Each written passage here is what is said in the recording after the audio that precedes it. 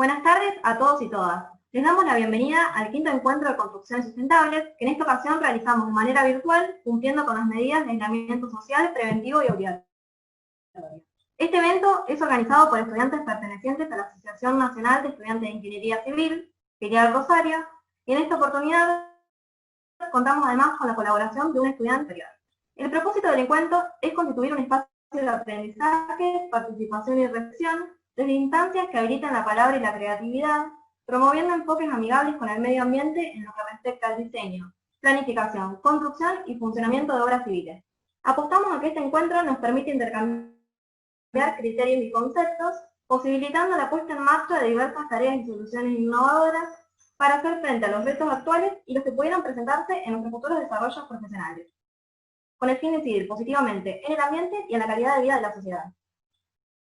En esta oportunidad agradecemos el acompañamiento de Asociación Nacional de Estudiantes de Ingeniería Civil, Universidad Tecnológica Nacional, Facultad Regional Rosario, Facultad de Ciencias Exactas, Ingeniería y Agrimensura de la Universidad Nacional de Rosario, Consejo Municipal de Rosario, Cámara Argentina de la Construcción, Escuela de Gestión de la Construcción, Comisión Interempresaria Municipal de Protección Ambiental Rosario, y finalmente agradecemos al Colegio de Profesionales de la Ingeniería Civil, que junto a la Universidad Nacional de Rosario celebran el cumplimiento de 100 años de historia que permitieron formar a miles de ingenieros civiles en la ciudad. A continuación, escucharemos unas palabras a cargo de los directores del quinto encuentro de construcciones sustentables, Leandro Lenzi y Guido Tamantini. Buenas tardes a todos y a todas. Queremos darles la bienvenida al quinto encuentro de construcciones sustentables. Este año, por razones obvias y que todos ya conocemos, de manera virtual. Mi nombre es Guido Tamantini, yo soy estudiante de Ingeniería Civil en la Universidad Tecnológica Nacional, Facultad Regional Rosario, y este año junto con mi compañero nos toca cumplir el rol de codirectores de este evento.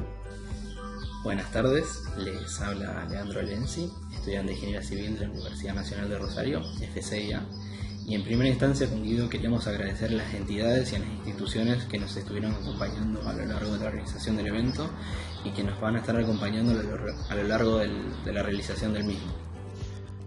También queremos darles nuestro agradecimiento a todas las autoridades que se hicieron presentes para brindar su colaboración en esta edición y en las anteriores también, y sin su apoyo nos sería muchísimo más difícil poder realizarlo. Con Guido nos gustaría explicar qué es ECOS, comenzando con la primera palabra que compone su nombre, encuentro, el cual significa que tenemos la participación de distintos estudiantes de distintas carreras, profesionales, disertantes, y lo que nos permitió la virtualidad en esta oportunidad puntual es la participación de personas de distintas localidades a lo largo de todo el país. Bueno, como decía Leandro, el nombre del encuentro de construcciones, su segunda palabra hace referencia al eje y al punto en común que tenemos todos los estudiantes de las distintas carreras que asistimos y que colaboramos en este evento, y también de todos los profesionales que forman parte de él.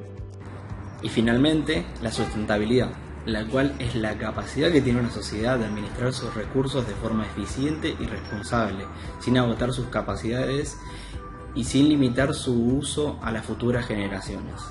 Bueno, y en cuanto a nosotros, comentarles que ECOS, para los que ya hace algunos años que estamos adentro de la organización y que somos muchos, ya dejó de ser solo un encuentro de estudiantes y es un grupo de amigos, un grupo en el que año a año nos llevamos distintas experiencias y distintas vivencias y nos permite, más allá de los conocimientos académicos que vamos adquiriendo, también conocer mucho más y en profundidad a nuestros compañeros.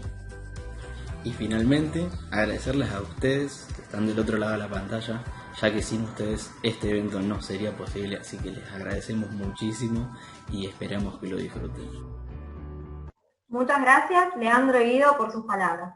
Ahora procedemos a reproducir un video enviado por Magíster Ingeniera Yolanda Galassi, directora de la Escuela de Ingeniería Civil de la Facultad de Ciencias Exactas, Ingeniería y Agrimensura de la UNR.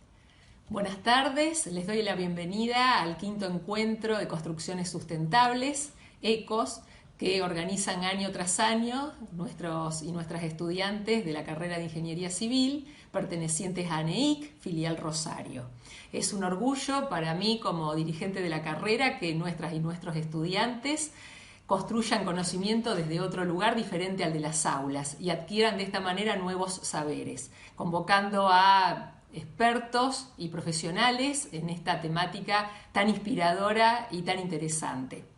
El compromiso de la Facultad de Ciencias Exactas, Ingeniería y Agrimensura con esta temática surge ya hace algunos años con la creación del Laboratorio de Eficiencia Energética dentro del Instituto de Mecánica Aplicada y Estructuras, IMAE, perteneciente a nuestra facultad, como así también el trabajo conjunto de docentes e integrantes de los Centros de Ingeniería Sanitaria, CIS, y el Instituto de Estudios de Transporte, por citar algunos de los institutos donde docentes y personal perteneciente a la Escuela de Ingeniería Civil también se desarrollan en materia de extensión en lo correspondiente a trabajos en acciones sostenibles dentro de lo que respecta a la ingeniería civil.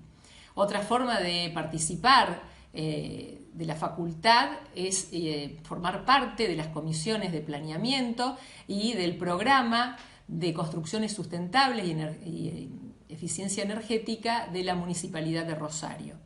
En cuanto a lo que corresponde a la parte académica dentro de nuestro plan de estudios, plan 2014, nuestras materias tienen incluidas dos materias optativas como sustentabilidad en ingeniería civil y construcciones bioclimáticas. No obstante, el proyecto final de carrera exige que se haga un estudio de impacto ambiental, sea cual sea ese trabajo final. O sea que esta forma de ver las construcciones, esta nueva modalidad que estamos advirtiendo, que ya ha surgido hace muchos años, se pone de manifiesto en este trabajo final con esta temática a abordar. Y por otra parte, nuestra carrera, que ha sido acreditada dentro de las carreras que integran la red de Mercosur, participa de un programa de intercambio donde el tema principal y eje de ese intercambio es la sustentabilidad en ingeniería civil. Así que el compromiso ha surgido desde hace mucho tiempo y por eso es que fomentamos este encuentro, lo avalamos y realmente muy orgullosos de que esto se produzca. Les deseo mucho éxito y que sigan así por mucho tiempo más. Agradecemos a Yolanda por sus palabras. A continuación, reproducimos un video enviado por Daniel Gutiérrez, director del Departamento de Ingeniería Civil de la Universidad Tecnológica Nacional, Facultad Regional Rosario. Hola, buenas tardes. Desde el Departamento de Ingeniería Civil de la Facultad Regional Rosario de la Universidad Tecnológica Nacional, les damos la bienvenida a este quinto encuentro de construcciones sustentables que organiza ANEIC Rosario, donde encontrarán exposiciones sobre temas que están íntimamente relacionados con el concepto de sustentabilidad de la construcción. Como reflexión, antes del inicio de estas jornadas, quiero comentarles algunos puntos destacados de la Declaración de Principios que como resolución hizo el Consejo Directivo de la Facultad Regional Rosario de UTN en el año 2018, a propuesta del Consejo Departamental de Ingeniería Civil, explicitando la importancia del enfoque del desarrollo sustentable en la formación de ingenieros civiles. La declaración proponía estimular y propiciar en el seno de la comunidad académica el pensamiento crítico acerca de la influencia que los modelos predominantes de desarrollo a escala global ejercen sobre el desarrollo sustentable a nivel nacional, provincial y local. Desarrollar estrategias para formar profesionales conscientes de la responsabilidad social y ambiental de su actividad y capaces de ejercer las nuevas competencias necesarias para alcanzarla. Favorecer acciones para que los profesionales tecnológicos de la ingeniería civil sean referentes claves en el desarrollo sustentable a diferentes escalas. Basados un poco en todo esto, les damos la bienvenida nuevamente y espero que puedan identificar en estas jornadas conceptos y valores que serán de mucha importancia en su desarrollo académico y profesional. Muchas gracias. Agradecemos a Daniel por sus palabras.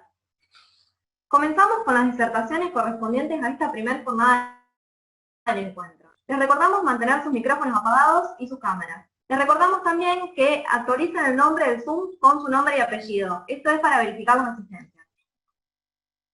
Durante la disertación podrán ir realizando preguntas por el chat que serán respondidas al final de la misma. También les recordamos que la asistencia será tomada al finalizar la jornada de hoy mediante un formulario que enviaremos por el chat. La primera disertación se titula Isla de Calor Urbana. La misma está a cargo de Marina Ribosechi, estudiante de quinto año de la carrera de Ingeniería Civil de la Facultad de Ciencias Exactas, Ingeniería y Agrimensura de la Universidad Nacional de Rosario. En esta ocasión, Marina nos expondrá su proyecto de investigación realizado como alumna adscripta en el Laboratorio de Eficiencia Energética, Sustentabilidad y Cambio Climático del Instituto de Mecánica Aplicada y Estructuras de la UNR, al cual también sumó aportes realizados durante una beca de intercambio en la Universidad de Texas. Cabe destacar que dicho proyecto fue presentado en el sexto Congreso Sudamericano de Simulación de Edificios y además, con la presentación del mismo en el Congreso Nacional de Estudiantes de Ingeniería Civil realizado en UTN La Rioja en el 2019, obtuvo el premio a la mejor disertación de ponencias estudiantiles. Este mismo año también fue reconocida como estudiante destacada por la Cámara Argentina de la Construcción. De este modo, se da lugar a la disertación. Les recordamos que durante el transcurso de la misma pueden ir manifestando sus inquietudes en el chat de la videoconferencia, las cuales serán respondidas al final. Adelante, María. Bueno, hola a todos y a todas. ¿Se me escucha bien? Perfecto. Buenísimo. Bueno, ¿cómo están? Ahora a continuación voy a contar del proyecto Isla de Calor Urbana, que como contó mi compañera Florencia, este proyecto comenzó en el Laboratorio de Eficiencia Energética del IMAE y luego continuó en la Universidad de Texas. Así que espero que les guste y cualquier consulta me lo ponen en el chat y después voy a tratar de contestarles a todos. Bueno, primero vamos a contestar un interrogante. ¿Qué es la isla de calor urbana? La isla de calor urbana es la diferencia de temperaturas que se da en el centro urbano con respecto a las zonas rurales cercanas.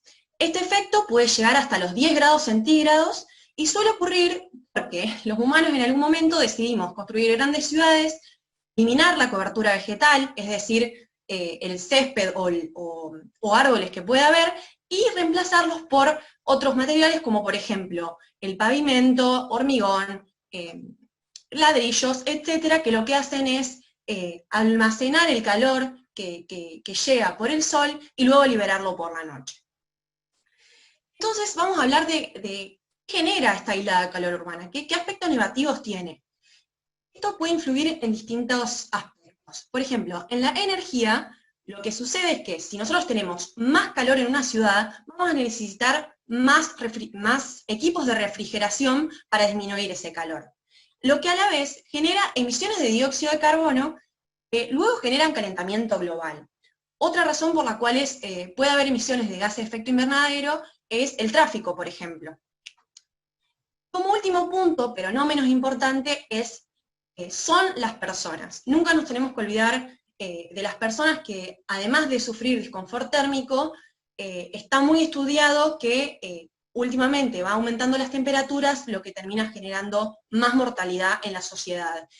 Y algo importante es que las poblaciones que más sufren son las que están en situación de vulnerabilidad, que no tienen la posibilidad de elegir y por lo tanto nosotros como futuros profesionales tenemos que otorgarle los mismos derechos a todas las personas. Y después también tenemos a los animales, que tampoco tienen voz y tampoco pueden luchar por su hábitat. Generamos incendios, inundaciones, generamos deshielos, y por lo tanto esto no puede seguir pasando. Por otro lado, podemos analizar, bueno, consumimos, ponele que consumamos con el aire acondicionado, pero ¿de dónde viene esa energía? solamente el 5% de las fuentes de generación de electricidad vienen de fuentes renovables. O sea que el 95% vienen de recursos limitados que usamos y después ya no volvemos a recuperar. Y otro punto muy importante es que el 60% de los consumos de electricidad en Argentina son provenientes de hogares y de transporte, o sea que todo viene directamente de nuestros consumos. Bien, entonces este proyecto tuvo como objetivos estimar la isla de calor en Rosario mediante un software específico para luego proponer medidas de mitigación que se adapten al contexto social y económico del país. Bueno, comenzamos analizando características generales de la ciudad de Rosario. Se encuentra en el centro del país, al sur de la provincia de Santa Fe. Tenemos 1 millón de habitantes, el clima es templado pampeano y las lluvias alcanzan los 1000 milímetros anuales. Tenemos un río en el límite este, y como podemos ver, esta es una foto del centro de la ciudad. Hay mucha concentración de edificios y los materiales son predominantemente de hormigón y también de ladrillo. Las temperaturas pueden llegar en verano hasta los 30 grados y en invierno pueden alcanzar mínimos de 5 grados, pero sabemos bien, los que vivimos acá, que Rosario a veces tiene picos de hasta 40 grados, y en ciudades vecinas como en Santa Fe, la sensación térmica ha llegado hasta los 66 grados en el último verano, por lo tanto no es nada favorable esta situación. A nadie nos gusta estar encerrado en verano por tanto calor.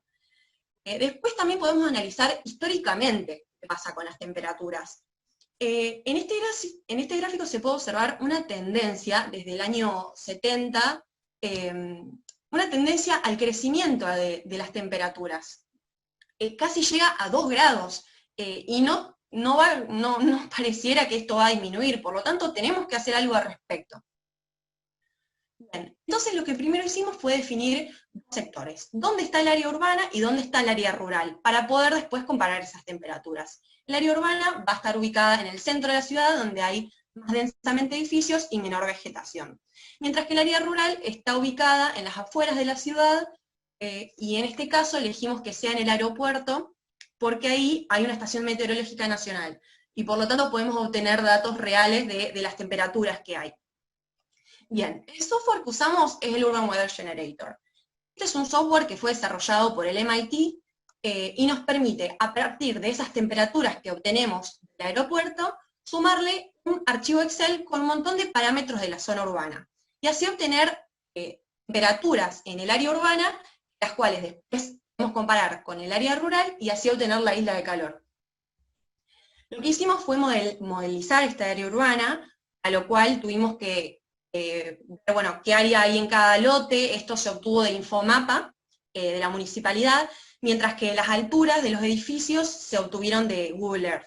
Además tuvimos que clasificar por tipologías cada edificio, por ejemplo, si era un hotel, si era una escuela, si era un restaurante, porque cada tipología va a tener consumos diferentes.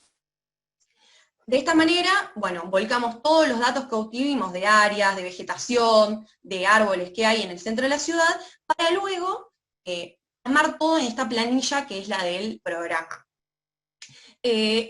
Son un montón de datos lo que tenemos que poner. Primero comenzamos con los parámetros meteorológicos, que son parámetros complejos que en general nosotros usamos valores de referencia. Después tenemos los parámetros urbanos, que sí podemos ver las alturas que tenemos promedio en esa zona, la compacidad que hay en la ciudad, la compacidad vertical, la longitud de estudio. Nosotros usamos una longitud de 500 metros, por lo tanto las manzanas que estábamos considerando eran 25. También consideramos la reflectancia que tiene el pavimento.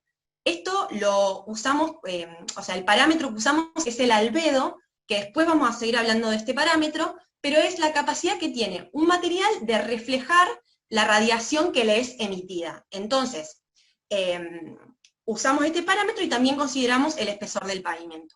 Después tenemos parámetros de vegetación, donde se considera la vegetación que hay en el centro, como en las afueras y también en los árboles. Consideramos el tráfico, las tipologías, como anteriormente les mencioné, y parámetros de simulación. Esto luego de procesarlo, el software nos da la isla de calor. Lo que obtenemos son las temperaturas en todo el año, Y por ejemplo, acá podemos observar, en el mes de mayo, la línea naranja es el área rural, las temperaturas del área rural, y la línea azul son las temperaturas del área urbana.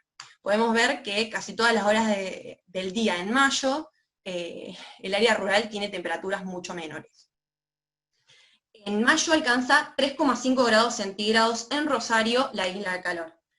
En enero, que sería la situación más desfavorable, obtenemos 2,5 grados de isla de calor por la noche y 1,5 grados de isla de calor durante el día, lo cual, si nosotros tenemos 35 grados en verano, 2 grados más va a causar bastante malestar. Bien.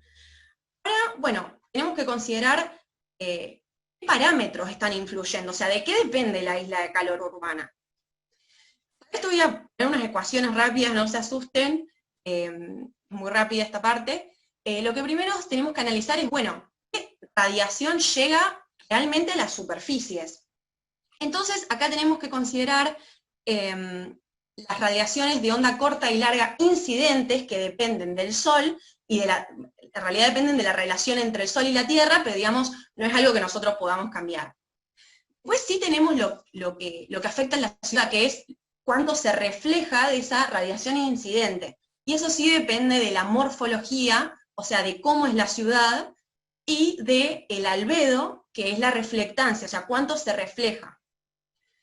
Ahora sí podemos analizar el análisis de energía, digamos, el balance de energía urbano, el cual depende de esta radiación que realmente llega, el calor antropogénico, que depende del tráfico, de los equipos de refrigeración, y del calor que nosotros liberamos de los edificios al aire. Después tenemos el calor sensible, depende del viento, por ejemplo. Después tenemos también el calor latente, que depende de la vegetación y de la permeabilidad de las superficies. Y como punto final es el calor que realmente queda almacenado en la zona urbana, y también depende de la vegetación, los edificios y los terrenos. ¿Qué conclusión podemos llegar? Que el parámetro que mayor influencia tiene acá es la morfología. La forma de la ciudad puede afectar hasta un 100% la isla de calor urbana. Y otro parámetro muy importante es qué materiales estamos usando en las ciudades y qué capacidad de almacenar calor tienen. Por lo tanto, ahora sí llegamos al punto más importante, que es ¿qué hacemos con esto? O sea, ¿cómo podemos mitigar esto que estamos causando en el planeta? La primera propuesta es usar este parámetro que es el albedo. Como podemos observar, el asfalto, por ejemplo, un asfalto nuevo, recién puesto, que es completamente negro, tiene un albedo casi cero, o sea que casi toda la radiación que llegue va a ser almacenada como calor. Mientras que, por ejemplo, una pintura blanca tiene casi 1, o sea que casi todo se puede reflejar. Acá hay que tener cuidado porque hay muchos estudios que demuestran que si vos tenés, por ejemplo, 2 edificios, uno al lado del otro, si las paredes son blancas, es decir, que todo se refleja, ese reflejo va a producirse múltiples veces de un lado al otro, y por lo tanto vamos a generar exponencialmente más calor. Por lo tanto, la mejor combinación de albedo es colocar techos reflectantes y calles reflectantes, lo cual esto se usó, por ejemplo, Los Ángeles se pintaron las calles de blanco en 2017 como una propuesta que hizo el gobierno, y bajaron las temperaturas casi 10 grados. Uno podría cuestionar esto y decir, bueno, te puede generar deslumbramiento, pero lo que sí podemos hacer es los techos de blanco, como dije anteriormente. Solamente una pintura reflectante y está al alcance fácilmente. Otra propuesta es incrementar la vegetación, que primeramente habíamos sacado. La vegetación, ¿cómo hace para regular las temperaturas? Lo hace a través del proceso de evapotranspiración. Al haber una precipitación, por las hojas de las plantas ocurre la transpiración, y también tenemos la evaporación del suelo al aire y también del aire que quedó en esas plantas y se evapora. Esto termina funcionando como un agente regulador de temperaturas en las cercanías de esa vegetación. Entonces, y como segundo punto, y no menos importante, los árboles, otro mecanismo que tienen es la sombra. que también reducen muchísimo las temperaturas. Se sabe que aumentando la vegetación se puede reducir hasta 5 grados centígrados las temperaturas. Así que hay que poner vegetación. Además de los otros beneficios que nos puede traer la vegetación, no solamente la disminución de temperaturas. Bien, y ahora, ¿cómo podemos hacer nosotros como ingenieros civiles o futuros ingenieros civiles para intervenir en esto? Porque hasta ahora lo que estábamos diciendo eran más variables macro, o sea, de planificación de ciudades. Pero ¿cómo podemos hacer en el día a día? Bueno, sabemos que en una casa va a haber pérdidas de energía. Esto va a ocurrir siempre, pero lo que sí podemos hacer es reducir esas pérdidas. Las pérdidas se dan por los techos, las paredes, las ventanas y también con la relación del suelo que está abajo. Un edificio sin aislamiento térmico lo que va a hacer es que va a haber flujo de calor entrante y saliente y por lo tanto se va a ir amoldando las cuestiones climáticas que tiene a su alrededor. Pero si nosotros usamos estrategias de refrigeración pasivas, ese calor se va a mantener y por lo tanto va a ser muchísimo más eficiente porque no vamos a necesitar tanto equipo de refrigeración que a su vez, como dijimos, aumenta las emisiones de gases de efecto invernadero. Bien, en Rosario tenemos una ordenanza, sé que hay gente que no es de Rosario, así que bueno, lo explico rápido. Hay una ordenanza municipal que es la 8757, que ahora rige para todas las construcciones nuevas, por lo tanto tenemos que estar al tanto. Lo que hace esta ordenanza es limitar la transmitancia térmica. Esto es un valor que, la transmitancia térmica es el flujo de calor por unidad de superficie que tiene un determinado material. Y la limita en aberturas, paredes y techos. Por ejemplo, paredes y techos, si nosotros colocamos, por ejemplo, si tenemos una pared de 30 centímetros de ladrillo, si a esa pared de ladrillo de 30 centímetros le agregamos un aislamiento de 5 centímetros, ya estamos reduciendo, digamos, las pérdidas las reducimos a 1/3. Y si encima le agregamos 10 centímetros, se reduce un 25% más. O sea que no es tan difícil. Hay muchos materiales, está la lana de vidrio, las espumas, hay un montón de cosas nuevas que se pueden utilizar. Por otro lado tenemos las ventanas. Las ventanas son la zona por la cual más pérdidas hay, o sea, comparado con una pared también de 30 centímetros, las ventanas tienen 3 veces más las pérdidas de energía, de calor, perdón. Por lo tanto, son un punto muy importante.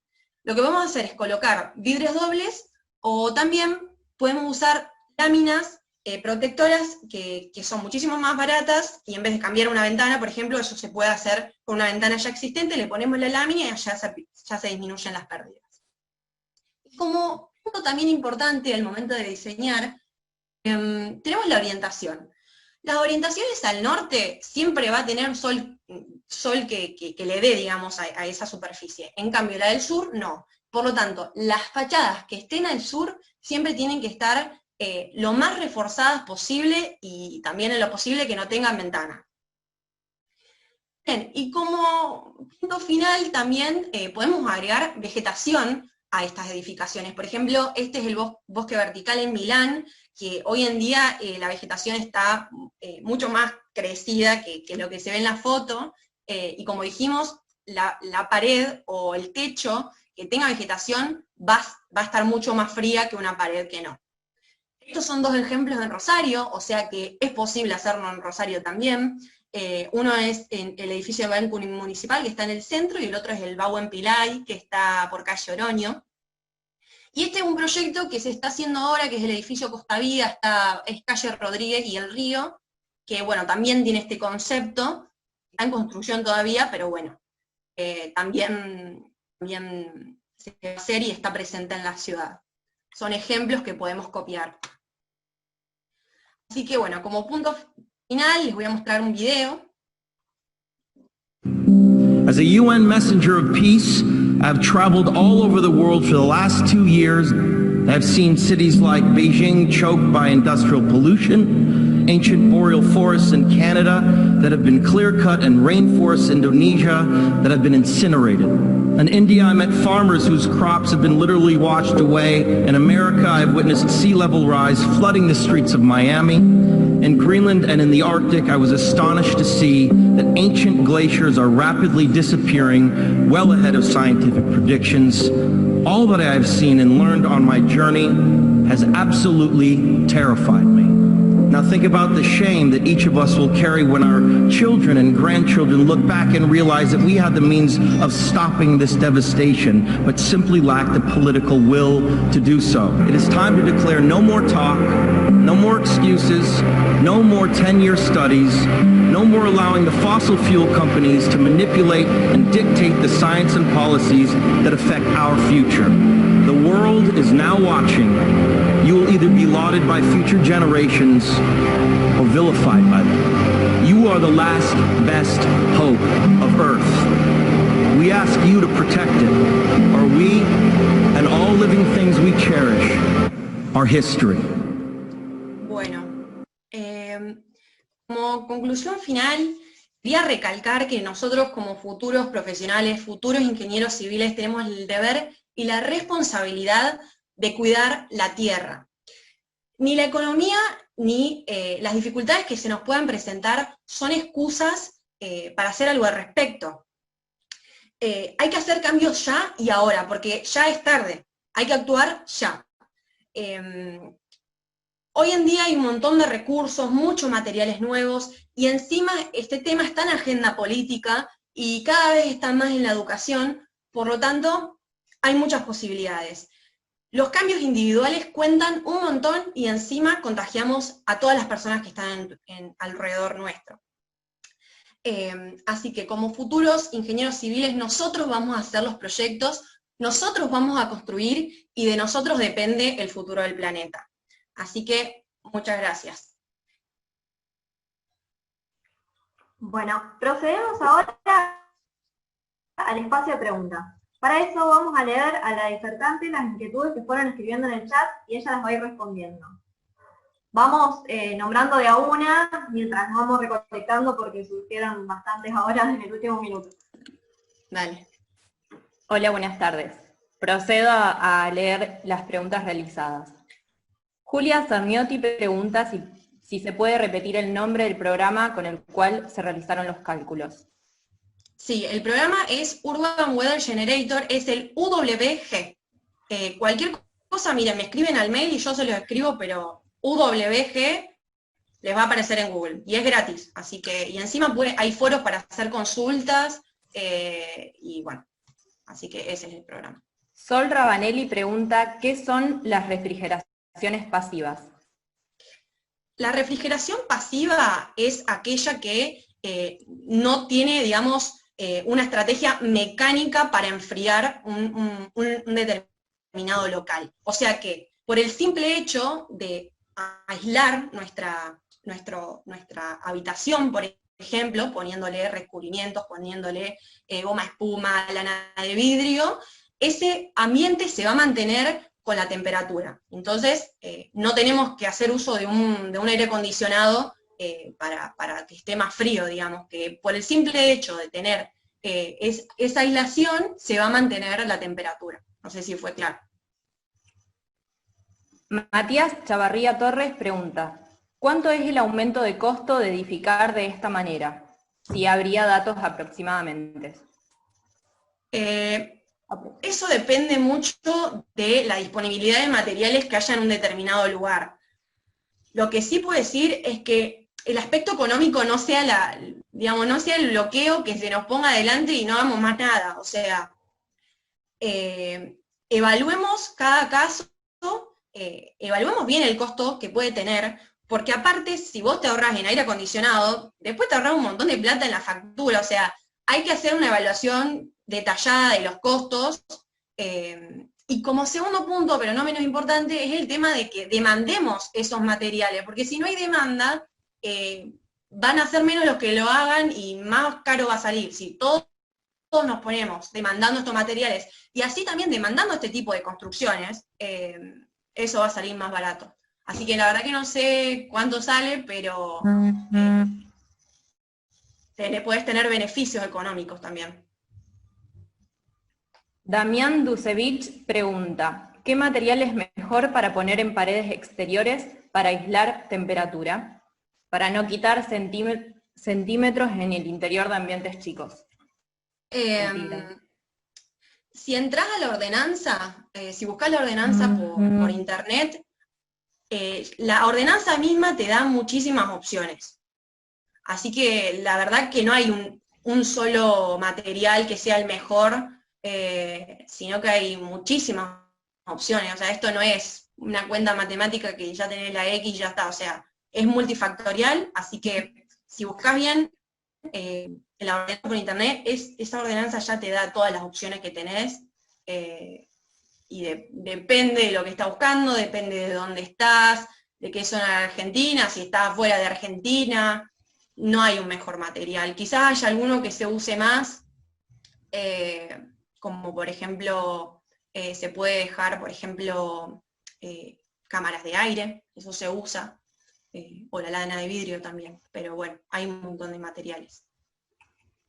Bueno, vamos con la última pregunta. Las que hayan quedado sin responder, se las enviaremos por mail a la disertante y después se las enviamos por correo junto con los certificados, para no extenderlo demasiado ahora. Bueno, la última pregunta de Lucas Scaglioni. Al determinar la isla de calor mediante el software, ¿hay un margen de error? Si existiese, ¿de cuánto sería? Sí, obviamente que hay un error. En realidad el programa, o sea, nosotros ¿qué podríamos hacer más fácil? Agarrar un termómetro y medir la isla de calor en el centro de la ciudad y compararlo con las afueras, o sea, esa sería la manera más fácil de estimar la isla de calor. Pero este software no está diseñado para eso, sino para la planificación de la ciudad. O sea, cuando no existe la ciudad, nos sirve para saber, bueno, cómo la hacemos, cuánta vegetación le ponemos, qué morfología tiene.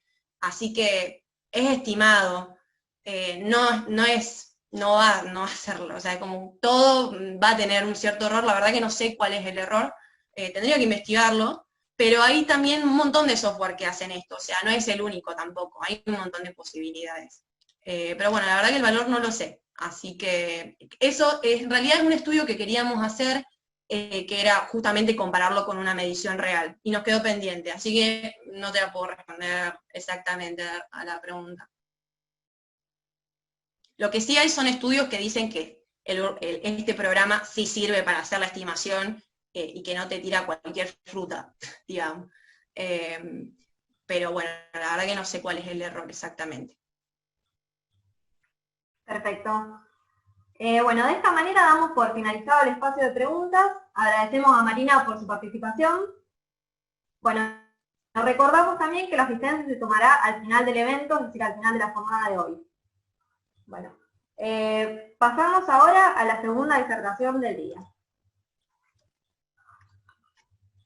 La segunda disertación de la jornada se titula BIM y la eficiencia energética. Determinar la demanda energética que tendrá un edificio permite realizar adecuaciones con el fin de reducir el consumo energético para su iluminación, calefacción y refrigeración. Por ello, el desarrollo de herramientas y técnicas que permitan prever el comportamiento energético de un edificio es un tema de suma importancia. En esta ocasión, Joel Ollero y Martín Guío nos presentarán un software que permite simular el entorno 3D de envolvente de un edificio y evaluar su comportamiento en cuanto a transferencia térmica de sus herramientas. Joel es ingeniero civil egresado de la Universidad Tecnológica Nacional, Facultad Regional Venado Tuerto. Además, desde el año 2018 y hasta la actualidad, es docente fundador y jefe del laboratorio de BIM de su facultad. Cuenta con certificaciones internacionales en BIM Revit y Archicad, y realizó diversas publicaciones, muchas de ellas asociadas a la metodología BIM. Martín es estudiante de cuarto año de la carrera de Ingeniería Civil de la Universidad Tecnológica Nacional, Facultad Regional Venado Tuerto, y posee certificaciones de modelado de proyectos en Archicad. De este modo, se da lugar a la disertación. Les recordamos que durante el transcurso de la misma pueden ir manifestando sus inquietudes en el chat de la videoconferencia, las cuales serán respondidas al final. Comienza Joel. Adelante. Ahí está. Bueno, buenas noches a todos. Acabo de escribir justamente en el chat que estaba silenciado, así que agradezco el pase. y bueno, y la gran presentación que nos han hecho. La verdad que es un placer participar. Así que bueno, ahora comparto la pantalla y lo que sí les voy a pedir es que por favor me avisen si se está viendo bien la pantalla completa. La pantalla se ve perfecta. Lo que no se ve es tu cámara, pero quizás es así. Bueno, eso lo chequeo en un momentito. Bien, para no demorarles demasiado. Vamos a arrancar entonces con el tema que hoy nos convoca. En primera instancia, agradecerles la invitación a todos y felicitar a la disertante anterior. Había tenido la oportunidad también de escuchar su trabajo en el congreso que había mencionado en La Rioja, y me pareció muy interesante. Así que bueno, celebro también que se esté trabajando en muchos puntos del país en este tema, que es tan interesante. Y bueno, el enfoque que vamos a darle nosotros, hablo de nosotros porque bueno, tanto Martín como yo vamos a llevar adelante esta disertación, es el tema de aplicar BIM a lo que viene siendo la eficiencia energética. Y para eso voy a empezar comentando un poco qué es BIM, para quien no haya escuchado el término, que sé que es algo que se está hablando mucho hoy en día. Vamos a traerlo un poco a colación. En BIM en realidad es un concepto, es una filosofía de trabajo, cuyas siglas provienen del acrónimo en inglés Building Information Modeling. Es una filosofía o metodología de trabajo que vincula personas, procesos y herramientas respondiendo a un protocolo. Fundamentalmente, el modelo BIM de una obra consiste en una maqueta digital que contiene la información necesaria para obtener de un mismo entorno toda la documentación técnica que la ejecución del proyecto requiere. Entonces, según esta filosofía, toda la documentación se obtiene de un modelo único, ¿sí? Siempre estamos hablando de generar maquetas virtuales de ese edificio que nosotros estamos proyectando. En este contexto, entonces, el edificio virtual se vuelve un modelo de información, lo que permite el monitoreo integral de los sistemas que componen la obra desde la etapa de proyecto, y a su vez cada elemento que compone este modelo está vinculado a la documentación del proyecto. Por lo tanto, si yo edito alguno de esos elementos, todas las vistas y todas las planillas y listados, simulaciones y evaluaciones que haga, se van a automatizar. Esto me da, digamos, una posibilidad de llevar más, a un nivel más fino todo lo que es la etapa de diseño y la posibilidad de variar posibles soluciones ensayadas en este entorno virtual, y que luego toda la tarea de documentación se encargue el software, digamos. Por el momento vamos a hablar de un software, porque hay muchísimos programas para modelar un proyecto en BIM que tienen que ver con la funcionalidad, digamos, del modelo, sean arquitectónicas, estructurales, de balances energéticos, y hay otras que son mixtas, que podemos evaluar más de una opción con el mismo programa. Más avanzada la charla vamos a mencionar en particular con cuál trabajamos y por qué, digamos, estamos eligiendo ese software en particular. Lo que sí comentarles que esta filosofía, habitualmente, digamos, la dimensión más conocida desde el BIM o más popularizada, es la que abarca las tres dimensiones. Por esto que les comentaba de que nosotros modelamos toda una maqueta digital y hacemos un modelo 3D que luego documentamos. Pero el concepto en sí es mucho más amplio. BIM es una filosofía en 7 dimensiones, entre las cuales encontramos las que ven acá en pantalla. Todo lo que es la cuestión de modelado tridimensional viene siendo justamente la creación de un modelo que tenga en cuenta cuestiones arquitectónicas, estructurales, instalaciones. Hasta ahí es lo que más se conoce de este concepto. Pero si nosotros empezamos a nutrir ese modelo con información, podemos tener una trazabilidad en todo lo que son los análisis posteriores de ese modelo, y entonces podemos empezar a evaluar estas cuestiones. Agregarles tiempo a la ejecución de cada uno de esos elementos que componen el modelo, con lo cual ya estoy teniendo una cuarta y quinta dimensión que tienen que ver con la planificación y la determinación de costos de esa obra, ¿sí? A ver cómo la voy a hacer, en qué tiempo y con qué recursos, y en este caso me estoy refiriendo a recursos económicos. Tenemos una sexta dimensión que habla de la sostenibilidad, que es la dimensión que nosotros vamos a estudiar un poco más en detalle el día de hoy, que tiene que ver justamente con tomar este modelo, referenciarlo a alguna posición real donde se va a emplazar la obra, y con algunas condiciones de confort interno, más la evaluación, digamos, de lo que está sucediendo en el ambiente que rodea esa construcción, ver de qué forma podemos hacer un análisis energético y una evaluación. Y por último, la séptima dimensión, que tiene que ver ya con la operación y el mantenimiento de ese proyecto de obra. Bien, tengamos en cuenta que como proyectistas, constructores de obras civiles y de arquitectura, tenemos una gran cantidad de variables que conjugar al momento de tomar decisiones de proyecto. A lo largo de toda la historia, digamos, de nuestra profesión, nos encontramos con innumerable cantidad de variables y de problemas que hoy la tecnología nos está ayudando un poco a poder controlarlos, ¿sí? Estas variables, pudiendo realizar justamente simulaciones virtuales a costo cero, como bien mencionaba nuestra colega anterior. Es responsabilidad entonces del profesional contemplar la mayor cantidad posible de variables, para que la solución sea la más óptima a ese problema, y podemos llamar como problema la generación de un proyecto de obra que se adapte a las necesidades del comitente, ¿sí? Y en ese análisis, tratar de lograr que sea lo más eficiente posible en el uso de los recursos que empleamos para ejecutarla y para mantenerla en servicio. Y cuando hablo de recursos, ahora sí, no solamente de costos económicos, hablo de recursos que van a ser materiales, va a ser personal, va a ser tiempo, dinero y costos ambientales. Cada variable que manejamos nosotros en el rubro de la construcción insuma energía. Por lo tanto, cuanto más eficientes seamos, más vamos a reducir el impacto que nuestras tareas puedan producir. Entonces, en este contexto, lo primero que quiero hacer es traer sobre la mesa qué significa eficiencia, según el diccionario de la Real Academia Española. Y lo definen de la siguiente manera.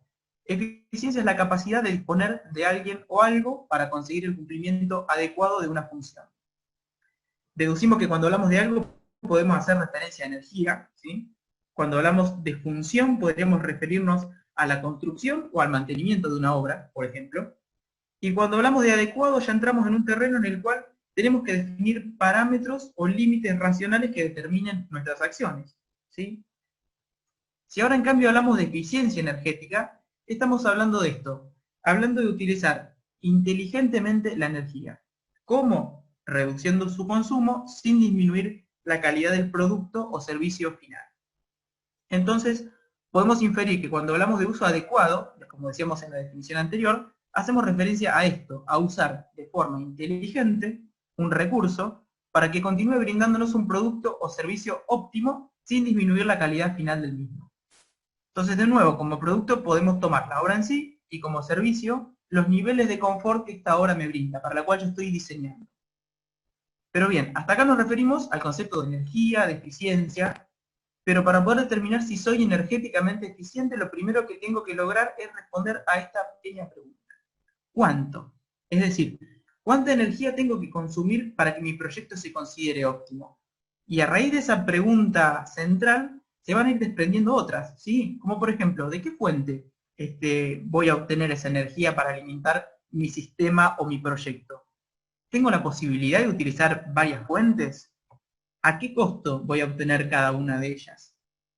Y después también lo más racional, o sea, ¿están disponibles? ¿Tengo disponibilidad de distintos tipos de energía? Si me estoy refiriendo a determinar si soy eficiente o no desde el punto de vista energético, ¿cómo lo evalúo? ¿Es posible también diseñar el consumo como otro parámetro dentro de la obra? Y si así lo fuera, ¿de qué variables depende ese diseño?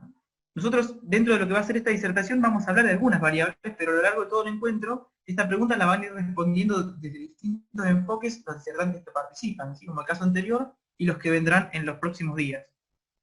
Una vez que nosotros identificamos esas variables, ¿las puedo ajustar de alguna forma? ¿De qué manera, digamos, puedo gobernar el comportamiento de esas variables? Pero no perdamos de vista la pregunta inicial, ¿cuánto? Y esta pregunta necesita de muchas definiciones para ser respondida. Habrá que determinar consumos según condiciones de confort que pueden ser reglamentarias, como se mencionó, definir técnicas y materiales constructivos, habrá que considerar incluso una educación en el uso lógico de los recursos por parte de los usuarios de esas obras o en la etapa misma de construcción.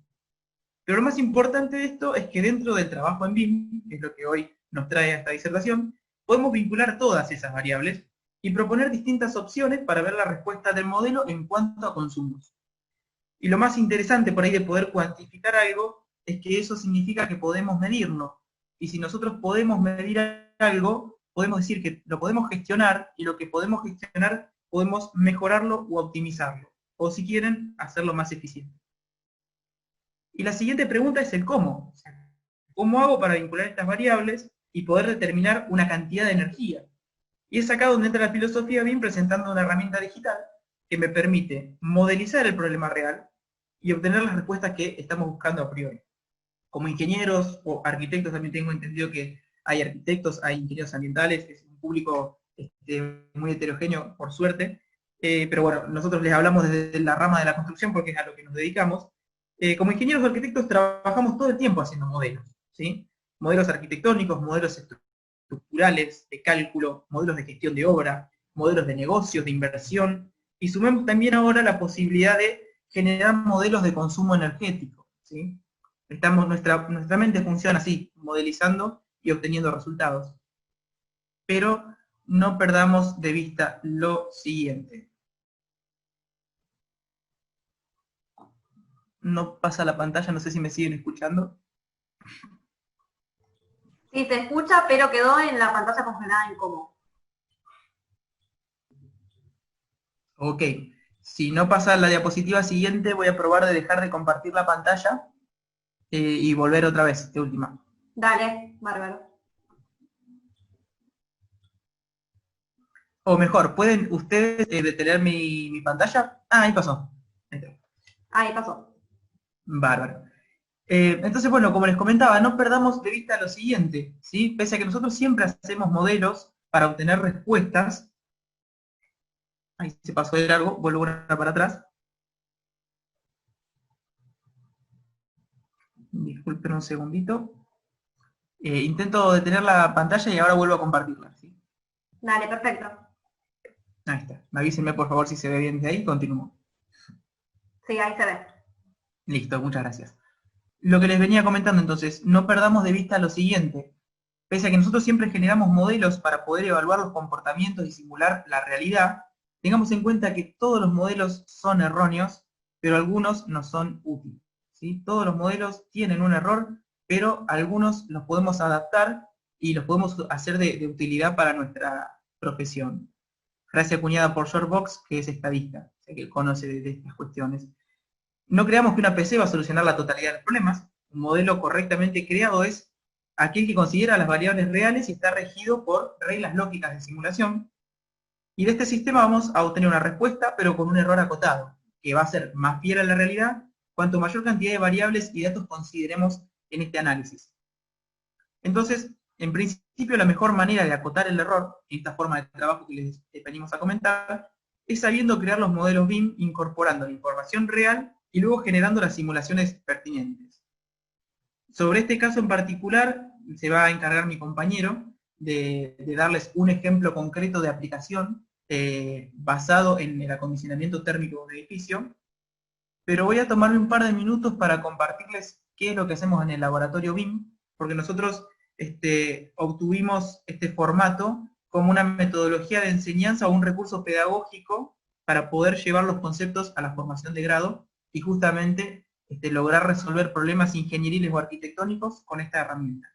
Entonces, nosotros, como bien me habían presentado al principio, creamos este espacio que no es una cátedra, sino que es un laboratorio, con lo cual está nucleando ciertos contenidos y a su vez vinculándose con cátedras.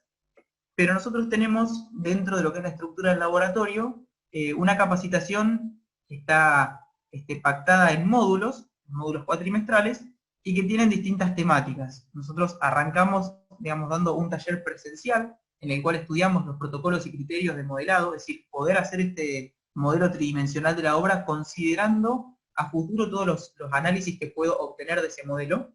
Entonces, durante un cuatrimestre y en una reunión de 1 hora semanal, en este caso virtual, vamos construyendo un modelo BIM tipo, y haciendo un estudio teórico-práctico para lo que les decía, justamente considerar las demás dimensiones y no quedarnos solo en el modelado 3D, y vamos paralelo a las cátedras.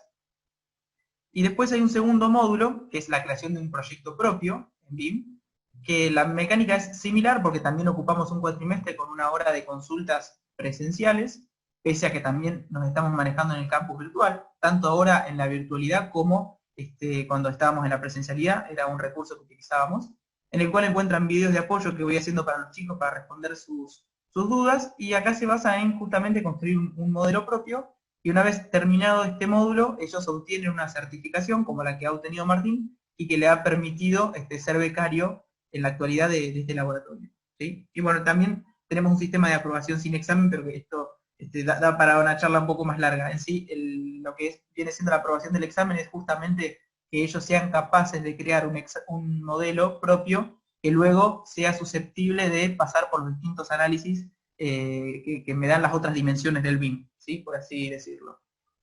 Entonces lo que hacemos dentro de este laboratorio es básicamente pasarnos todos como universidad del CAD al BIM, ¿sí? Nosotros contamos con una librería de proyectos en CAD, que es la metodología habitual con la que estamos trabajando. En el medio están los alumnos, y mediante su capacitación ellos están construyendo una librería de proyectos en BIM a partir de esos modelos en CAD. El caso que viene a continuación y sobre el cual va a disertar Martín es justamente un ejemplo de este funcionamiento del laboratorio. Entonces lo que hacemos es que todos los alumnos que hayan participado de ambos módulos tienen no solo la posibilidad de certificarse y crecer individualmente en el manejo de la herramienta, sino también que están haciendo crecer a la universidad porque están generando material digital que luego pueden utilizar para resolver los problemas que se planteen en cada cátedra. Con lo cual, una vez que ese modelo fue correctamente generado, lo que podría llegar a ser la evaluación, que es lo que le da ese acceso a la certificación, tomamos ese modelo, lo guardamos en una nube BIM y queda a disposición para que cualquier alumno que haya participado de los módulos del taller de cualquier año pueda entrar a esa nube y descargarse el proyecto que quiera. Entonces, estandarizamos una plataforma y un sistema de trabajo en el cual generamos obras tridimensionales, maquetas, que todos se pueden descargar y utilizar para la cátedra que sea. Por ejemplo, el caso particular se da con la materia de instalaciones sanitarias. Puede que a lo mejor un chico de tercer año haya estado participando en el laboratorio, haya hecho el modelo de un edificio de 2, 3 plantas y lo haya subido a la nube BIM, y en simultáneo un chico de quinto año o de cuarto año que esté cursando esa cátedra pueda entrar, descargarse ese modelo y empezar a utilizarlo para hacer el trazado de cañerías, por ejemplo. Entonces, estamos el alumno de tercer año aprendiendo a modelar criteriosamente y el alumno de quinto año ahorrándose el tiempo de tener que hacer un modelo, o tener que dibujar un plano, o tener que salir a buscar un plano para poder empezar a resolver los problemas que le plantea esa cátedra, ¿sí? Bueno, y antes de dar el pase a mi compañero definitivamente, lo que quiero traer a colación es que depende la aplicación de estas metodologías de trabajo puramente de la estrategia pedagógica, poder llevarlas a la práctica. Y vamos a tener un ejemplo de esto cuando escuchemos a Martín, porque él realizó este trabajo siendo un alumno de tercer año de ingeniería, y no solamente que fue capaz de modelar todo un proyecto en BIM, documentarlo, hacer los cómputos y demás, sino que también pudo entrar en lo que es la sexta dimensión del BIM y obtener justamente todos estos balances energéticos para resolver el problema que le planteaba la cátedra de instalaciones termomecánicas. Entonces, a raíz de la creación de este laboratorio, que viene siendo como un nexo entre varias cátedras, estamos rompiendo de a poco lo que es el límite del aula tradicional y estamos pudiendo vincularlos con otras cátedras que en sí están respondiendo siempre problemas parciales de lo que es el proyecto global, que es el diseño de una obra. Así que, sin más preámbulos, le voy a dar el paso directamente a Martín, y por el tema de las dudas o consultas, si hay alguna específica que quieren que veamos ahora, podemos hacerlo, y si no, al final de la disertación. Muchísimas gracias a todos por su tiempo. Gracias a vos, Joel. Les recordamos que pueden ir dejando las dudas por el chat, y si quieren las hacemos ahora o al final cuando termine Martín, todas juntas. Hola, ¿qué tal? ¿Cómo están? Espero que estén bien. Bueno, gracias Joel, y gracias a la organización por invitarnos. Bueno, a ver, ahí comparto pantalla. Avísenme si se ve bien y empiezo. Todavía se ve la pantalla anterior. Sí, no estoy pudiendo dejar de compartir la pantalla. Si me pueden cancelar la pantalla, les agradezco. Dale. Muchas gracias. Bueno, avísenme porque a mí me avisan que ya está compartiendo, así que...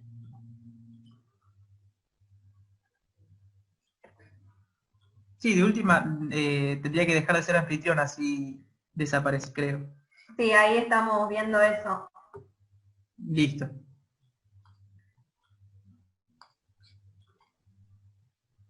Mientras tanto, mientras arreglamos lo de la pantalla, Joel, te pregunto, te leo dos preguntitas que son muy parecidas, ¿te parece?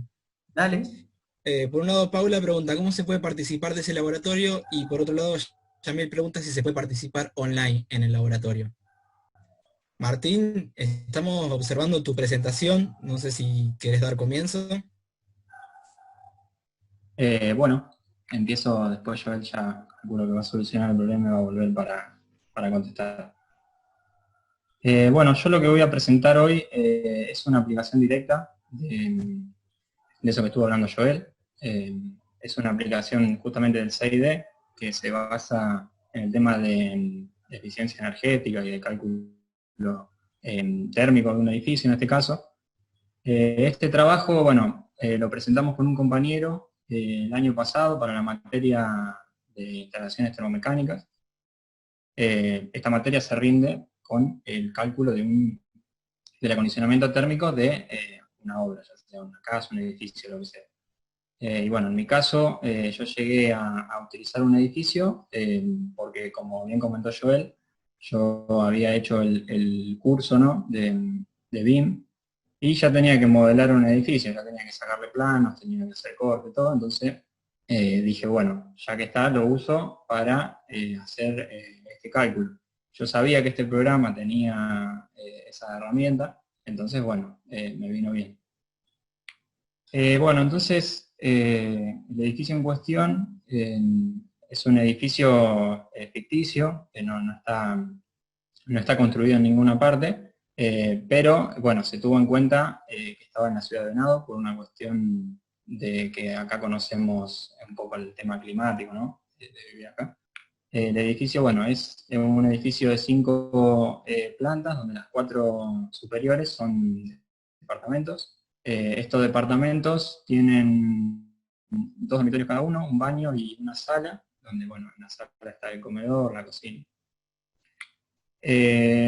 Bueno, antes de empezar con el tema del cálculo y todo, se tiene que tener algunas consideraciones previas, que tuvimos en este caso, que son, bueno, una es el software que se va a utilizar, que, bueno, en este caso es Archicad, que es el que hice el curso, y ya sabía más o menos modelar, ya sabía un poco de todo el tema de parámetros y eso, entonces se iba a simplificar un poco la cosa en ese sentido. Otras consideraciones a tener en cuenta es la ubicación y la orientación. Bueno, la ubicación, la ciudad de Venado Tuerto, bueno, una cuestión de comodidad, básicamente. Y como orientación, se tuvo en cuenta la orientación que brinda la norma IRAM 11.600, una de esas, que dice que, bueno, a 300 grados con respecto al norte del proyecto, se tiene la condición más desfavorable. Esta orientación no es viable en Venado Tuerto por cómo están orientadas las calles, pero igual se tomó porque es la más desfavorable y hay que estar del lado de la seguridad en este caso. Otras condiciones a tener en cuenta es la temperatura que existe adentro de cada uno de los locales. Estas temperaturas se basan en el confort de cada persona, que básicamente en invierno se tomó que no baje de 20 grados centígrados, tanto en los dormitorios como en la sala como en el baño, y que en verano no pase los 24 grados centígrados. En verano el tema es que en el baño no se consideró, obviamente, para refrigerar. Y después otras cosas también a tener en cuenta es la ocupación que existe en estos departamentos, que se tomó como 2 personas. La iluminación, que, bueno, no es algo que influya tanto hoy en día por una cuestión de que la iluminación LED es muy eficiente en comparación con las cosas, con la iluminación que se usaba anteriormente. Y bueno, y el equipamiento que se considera, por ejemplo, en las salas por el tema de heladera o computadoras, todo aquello que libere calor al ambiente. Otras cosas también a tener en cuenta son, en este caso, por ejemplo, la temperatura del aire, la humedad relativa, son cosas que ya trae el programa. Ya el programa tiene una base de datos que hora a hora te va marcando la temperatura externa del aire, la humedad relativa, la radiación solar y la velocidad del viento, que, bueno, son datos que bueno, son muy importantes porque no hace falta cargarlos a mano ni nada. O sea, es bastante rápido en ese sentido. Y otra cosa también es la dirección en la que hay mayor velocidad de viento, ¿no?, durante el año. Que bueno, en este caso para este modelo se tomó parcialmente protegido por una cuestión de que está en zona urbana. Si fuese zona rural sería más desprotegido, eso influye un poco, ¿no?, en el tema del cálculo. Y bueno, otras cosas, por ejemplo, es el calor emitido por las personas, tanto sensible como latente, y la ventilación mínima requerida, que bueno, todo esto se saca del manual de Néstor Cuadri, que bueno, tiene muchas cosas para el tema de cálculo energético que se habrá usado en años anteriores seguramente. Y bueno, y teniendo todo esto en cuenta, también se consideran 3 niveles de confort. Estos niveles están dados por las normas IRAM, estas que nombré anteriormente, que define 3 niveles de confort que están básicamente basados en la conductividad de la superficie, la conductividad máxima de las superficies externas. Estos niveles, bueno, determinan cuál es la conductividad máxima para todos estos niveles a una cierta temperatura exterior. Esta temperatura exterior de diseño se toma como la menor que existe en nuestra localidad, que bueno, se toma como menos 4 grados centígrados, y se toman esos valores de conductividad máxima de superficie. Entonces, teniendo esto en cuenta, se realizan la mampostería que vamos a tener en paredes y el paquete estructural de la cubierta, y en este caso, para poder llegar a un valor que nos permita cumplir con la norma, por ejemplo, el nivel A, se necesitan 6 centímetros de aislamiento para poder llegar a un valor menor, tanto en muros como en cubierta.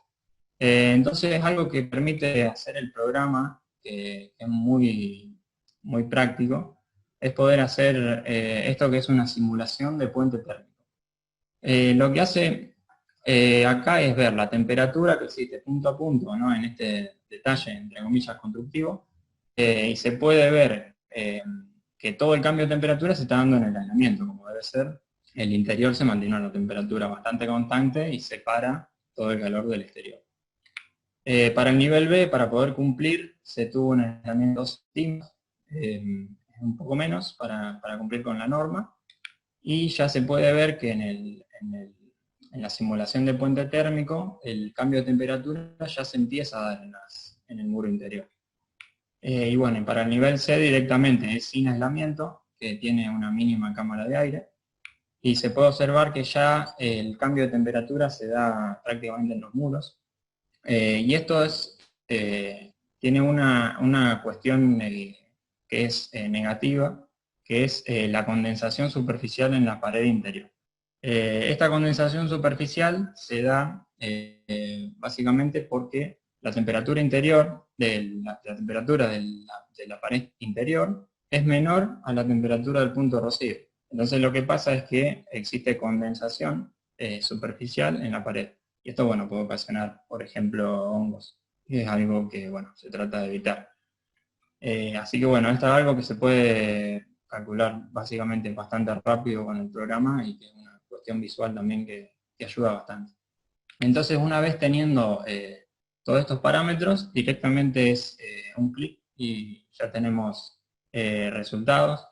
Este gráfico, por ejemplo, que nos da, no es un gráfico que nosotros hayamos tenido que utilizar para terminar de resolver el proyecto, pero sí es un gráfico que te permite seguir, por ejemplo, semana a semana, qué es lo que más entregó calor al edificio o qué es lo que más quitó. Entonces, si tenemos en cuenta una forma de cómo hacer más eficiente nuestro edificio energéticamente, si nos ponemos a evaluar todos los datos que nos da, podemos encontrar varias soluciones a ese problema. Pero los valores que nos interesaban para el posterior dimensionamiento de calefacción y refrigeración eran estos, que son básicamente la demanda pico de calefacción y refrigeración en cada uno de los bloques que nosotros desarrollamos. Entonces, bueno, en este caso, si quieren hacer una comparación rápida, se puede ver que, por ejemplo, dio 12 kW para calefacción, en este caso nivel A, el nivel B ya dio un poco más, que es 21, y el nivel C directamente ya dio cerca de 27 kilowatts, 29 kilowatts. Entonces, bueno, se puede ver que es más del doble de la calefacción requerida en todo el edificio para un cerramiento que para el otro. Ya se puede empezar a notar cómo impacta justamente este cerramiento. Y bueno, una vez que nosotros tenemos estos datos, planteamos el sistema tanto de calefacción como de refrigeración. Para la calefacción, bueno, hacía falta plantear qué sistema se iba a utilizar. En nuestro caso usamos el sistema de piso radiante, que bueno, es un sistema bastante eficiente para calentar, porque directamente calienta desde abajo, sabemos que el calor se va para arriba, entonces en ese sentido es muy bueno. Hay diferencia con el de losa radiante. De losa radiante, las serpentinas que se ven van en contrapiso. La desventaja que tiene es que calienta un poco para la parte inferior del piso también. En cambio si se pone aislación, por ejemplo, solo calienta hacia arriba. Entonces los parámetros que necesitábamos para hacer el sistema, ¿no? Era la cantidad de calor a entregar, que teníamos que entregarle a este sistema para que calefaccione.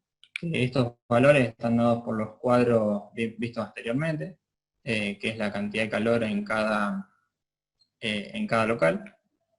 Otro dato es la temperatura máxima a la que está la superficie del piso. Este valor está dado por el confort de las personas, básicamente, para que no te quemes, que bueno, se tomó 35 grados.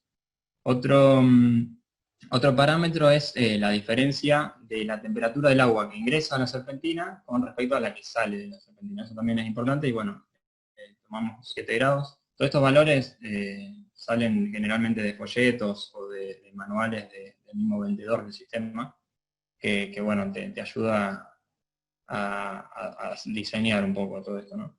Después, bueno, los materiales de la losa, que como dije, se tiene un aislamiento, se tiene un mortero de cemento, que es por donde van las serpentinas, y además la separación y el diámetro de las cañerías, que bueno, se tomó 15 centímetros de separación y 16 milímetros de diámetro.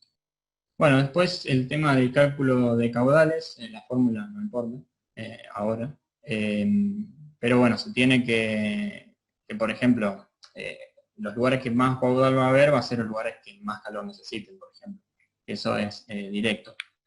Entonces, bueno, se procedió con el cálculo de caudales en cada uno de los circuitos de las serpentinas, y acá se puede ver directamente cómo aumenta, ¿no?, el caudal para cada nivel, que esto, bueno, está directamente relacionado a cuánto calor necesitan, justamente, y directamente relacionado a la conductividad de las paredes, ¿no?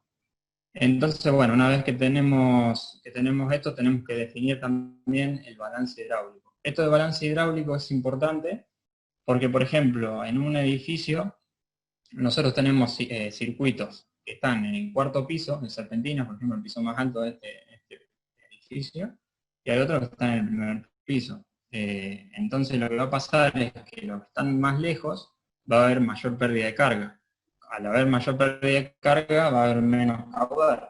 ¿Y qué pasa si hay menos caudal? Es que va a enfriar menos el sistema. Entonces no queremos que el del primer piso viva mejor que el del cuarto piso. ¿Vivan todos? Bien. Entonces lo que se hace es hacer un balance hidráulico, que se utilizan elementos que se llaman detentores, que prácticamente son válvulas. Esto se puede ver, por ejemplo, en los radiadores. En los radiadores se tienen dos válvulas, una superior y otra inferior. La superior es la que manejan el que vive ahí, ¿no?, que lo abre y lo cierra cuando tiene calor. Y la otra, la de abajo, es la que es justamente el detentor, es la que maneja un técnico, ¿no?, que es justamente para realizar el balance hidráulico. Entonces el balance hidráulico se ve la pérdida que tiene la mayor longitud de cañería, que es el piso de arriba, y después se le empieza a entregar pérdida a los otros circuitos para que se igualen las pérdidas de todos los circuitos y el caudal sea el mismo. Entonces, bueno, ahí quedamos en cuánto hay que girar el detentor para cada uno de los niveles y cada uno de los pisos.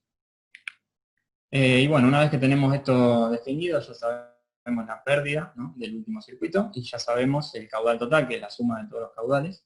Y con esto, bueno, ya podemos ver qué bombas vamos a usar. Esto directamente sale de una página, vos entras con el caudal, con la pérdida, y directamente te dice qué bomba es la que con más eficiencia va a trabajar en este caso. Y bueno, para el nivel A se tuvo una bomba, nivel B, nivel C.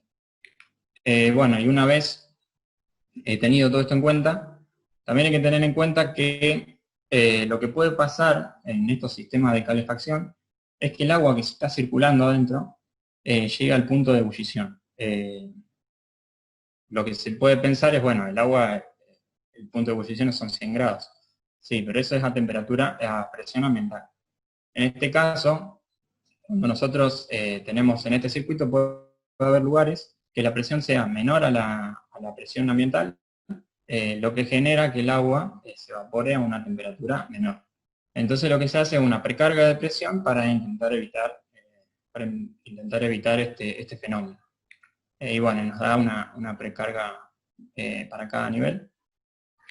Y bueno, finalmente se elige la caldera directamente por la calefacción que nosotros necesitamos, le damos un 30% por seguridad y ahí obtenemos las calderas a utilizar para cada uno de los niveles.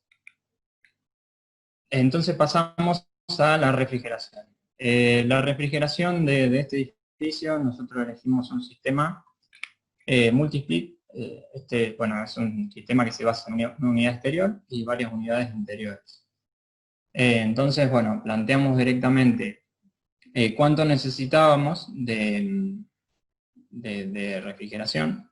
Y bueno, tuvimos que, por ejemplo, a nivel A, con 3 unidades interiores de 2500 watts ya nos alcanzaba, o sea, una para las salas y 2 para los dormitorios. Y para el nivel B ya se necesitaban 2 unidades de 2500 y una para 3500 para la sala, y lo mismo en el nivel C. O sea, en la refrigeración no hubo tanto cambio como si en la calefacción, en este caso. Y bueno, para concluir un poco, yo rescato 2 cosas de cuando tuvimos que realizar este trabajo. La primera, que bueno, yo en mi caso decidí usar este programa, ¿no?, para el cálculo energético, por una cuestión de que el modelo ya lo iba a realizar para otra materia. Lo bueno que tiene esto es que nosotros con un modelo podemos decir, bueno, yo en este mismo programa puedo sacar planos, puedo sacar los cortes, la fachada, puedo usarlo para el cálculo energético. Puedo mudar el modelo de Archicad justamente a otro programa y hacer el cálculo estructural. Puedo realizar la instalación eléctrica, la instalación sanitaria. O sea, tengo todo en un mismo modelo, lo que permite que, bueno, no haya interferencias, por ejemplo, que no haya, no sé, un caño de cloacal donde pasa una viga. Podemos, no sé, sacar render, por ejemplo, render que se ve borroso de fondo, también está realizado sobre ese modelo. Y bueno, otra cosa que me quedó de la realización de este trabajo fue un poco, a nosotros en la facultad nos enseñan herramientas, básicamente, herramientas que nosotros en nuestro futuro laboral vamos a utilizar para resolver problemas. Entonces, está bueno tener otras herramientas, aparte de las que nos enseñan en la facultad, para poder implementar y poder tener un abanico más grande de soluciones a un mismo problema, que al final puede terminar facilitándonos las cosas o llevarnos menos tiempo. Al final del tiempo es lo más importante que tenemos. Entonces, esas son las 2 cosas principales que me quedan. Con respecto al aislamiento de las paredes, bueno, se pudo ver, como ya decía la disertante anterior, el cambio que hay desde un nivel al otro. En este caso no se tuvo en cuenta un nivel inferior incluso, que es directamente sin aislación, sin nada, que bueno, que ya impacta bastante, ¿no?, el cambio de necesidad de cálculo. Y además también tener en cuenta que cuando nosotros ponemos más aislamiento en una pared, hacemos ventanas de mejor calidad y todo. Lo que se puede generar es que tu edificio o tu casa o lo que sea, en el tiempo se amortice, ¿no? Con respecto al costo de la energía.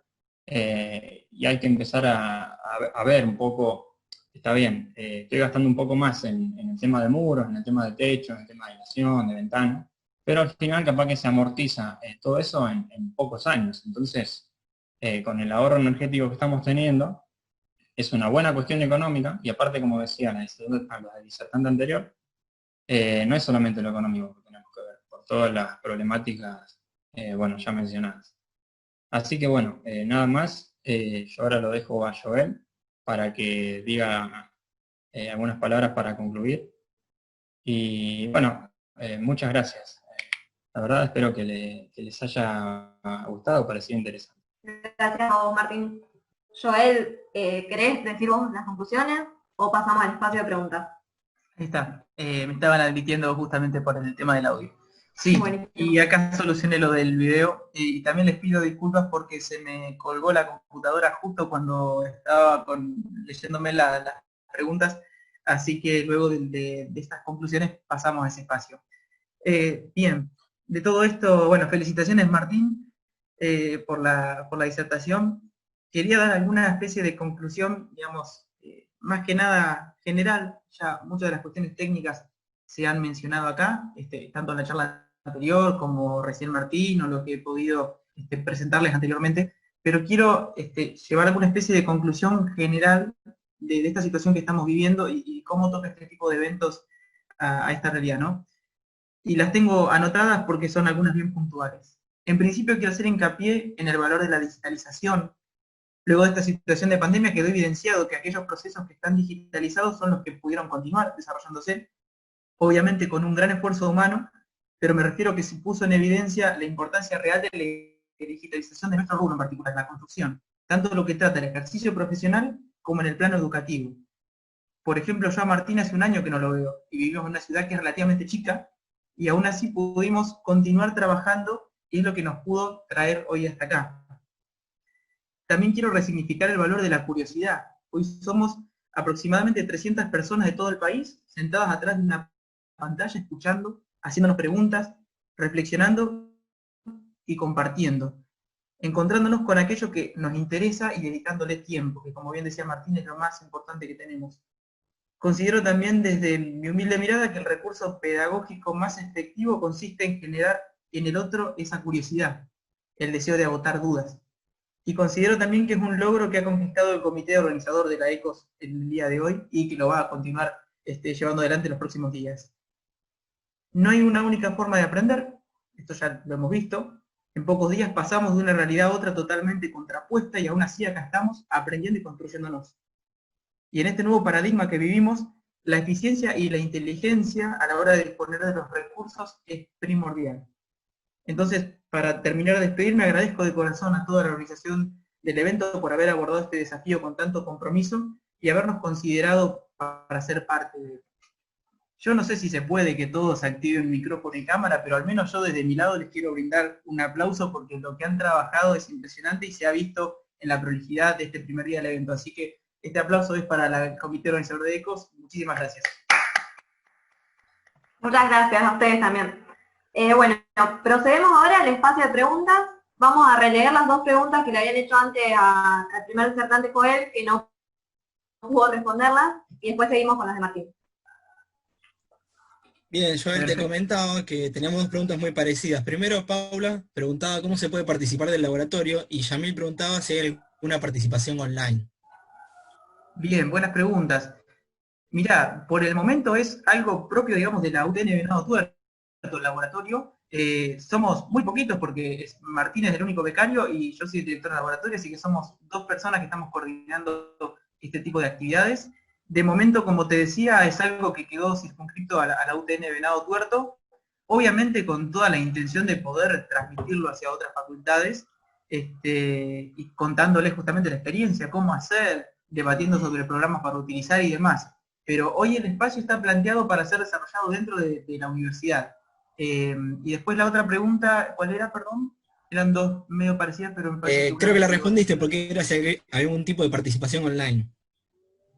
No, online tampoco. O sea, yo lo que hemos participado mucho este año, creo que este es el 8º webinar al que me han invitado, es en la cuestión de difusión y de dar los detalles de cómo diseñamos el sistema de implementación. Así que es lo más importante. ¿Por qué? Porque hay también mucha variedad de programas para utilizar, no solamente para un balance térmico, sino para la generación de un modelo que incluya la parte estructural, arquitectónica y demás parámetros, que por ahí en el chat alcancé a leer alguna de las preguntas. Entonces, como hay variabilidad de opciones, y por ahí el sistema que nosotros encontramos se adapta a nuestro tamaño de facultad, a nuestra realidad, yo creo que lo más sensato ahora es contarles cómo lo abordamos nosotros, con qué problemas nos encontramos, y cuáles fueron las ventajas de este tipo de implementación, pero luego tiene que haber una tarea por parte de cada institución educativa en la cual se abra una mesa de discusión de estos temas, y que cada uno de las formas de abordarlos se adapte justamente a las condiciones de esa universidad. Nosotros, por ser una universidad chica, nos permite mucho contacto con todos los alumnos, y por eso puedo, siendo solamente el único docente del laboratorio, responder a las consultas de todos los chicos que van presentando sus trabajos. En una facultad mucho más grande sería complicado. Entonces, por ahí, ese sería un punto que debería resolverse específicamente según la institución educativa de la cual se trate. Pero bueno, de momento estamos en esa situación y obviamente siempre abiertos a compartir la experiencia, que es lo único que uno tiene. Bien, gracias. Antes de seguir con las preguntas, les recordamos que ahora en un rato, ahora les enviamos un formulario para la asistencia por el chat para que lo vayan completando. Y continuamos con las preguntas para Martín.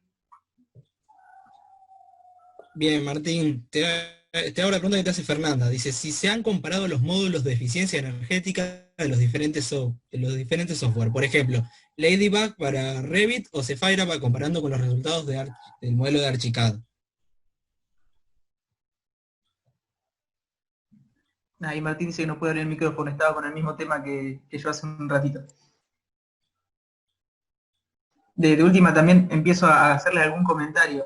Nosotros arrancamos en el laboratorio de BIM trabajando con Archicad, con ese software, justamente porque dentro de la misma licencia, porque el tema económico para llegar a adquirir un programa y pedir, digamos, a la universidad que se compren licencias, hay que considerarlo. Entonces, como era un módulo del EcoDesigner que está incluido dentro de Archicad, optamos por ese programa, digamos, porque nos daba multiplicidad de opciones con una sola licencia. No hemos comparado, digamos, así de manera práctica, por ejemplo, con un mismo edificio, justamente por no tener licencias de otros programas. Esa es la cuestión. Sí, y otra cosa, bueno, este software lo que tiene es que te asegura un error de un 5% como máximo. Esto es en el cálculo, no, vos podés tener errores después en los parámetros que vos ingresás. No sé, podés tener errores por ejemplo, en mal modelado, o podés tener un error en la pared, por ejemplo, lo que sea. Entonces, bueno, como mucho, 5% asegura el programa, pero bueno, después depende del error humano, ¿no? Y otra cosa que me olvidé de decir hoy, bueno, yo sé que acá debe haber muchos estudiantes, debe haber varios que están cursando o por rendir, o ya cursaron y quieren rendir la materia de instalaciones termomecánicas, y pueden tener que hacer todavía el modelo o hacer el cálculo, ¿no? Si se animan a hacerlo con Archicad, Revit, lo que sea el programa, no importa. Bueno, yo estoy abierto a consultas, lo que sea, para ayudar. Así que bueno, cualquier cosa búsquenme o en Instagram o me mandan un mail, lo que sea. Ahora lo voy a escribir en el chat. Así que bueno, cualquier cosa me pueden consultar.